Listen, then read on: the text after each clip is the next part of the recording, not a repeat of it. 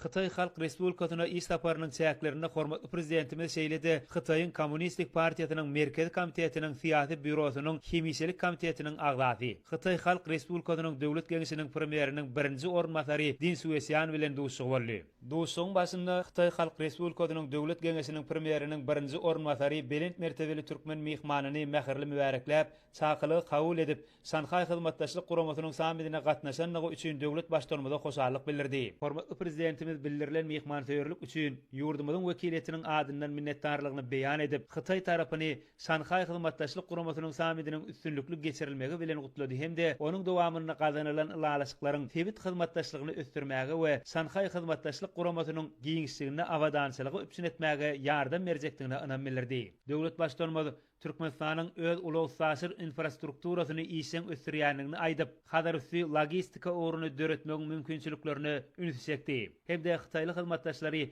Merkez Aziýanyň çäginden Hadar deňiziniň üstünden geçýän we Gülmatar tarapy uzaýan Türkmenistan-Xitay ulug logistika ulgamyny döretmek boýunça dialoga çagyrdy. Şoň bilen birlikde hormatly prezidentimiz Türkmenistanyň Xitay Halk Respublikasy bilen milli demir ýol ulgamyny döwre wagtlaşdyrmak, şeýle-de Xitaydan täze tehnikalar satyn almak babatda hyzmatdaşlygy mundan beýlägem giňeltmäge taýardygyny tasdiklap, özara harit dolanşygynyň meşgullerini artdyrmak üçin bilelikde tagalla etmegi teklip etdi. Hususan ýurdumyz Xitaýa dokma, himi senagaty, owa hojalyk we neft önümleriniň eksportyny artdyrmaga taýardyr. Döwlet başdanmyz bu urda iki ýurdun işowur toparlarynyň we hususy önüm öndürjileriniň işine möhüm orun degişledigini belläp, bilelikdäki iri türkmen Xitay sergetini guramak mümkinçiligini seretmegi teklip etdi. Medeni insanperwer hyzmatdaşlyk iki taraplaryň gatnaşyklaryň ileri tutulýan orlarynyň hataryndadyr. Xitaýyň ýokary okuw mekdeplerine türkmen taryplary bilim alýarlar.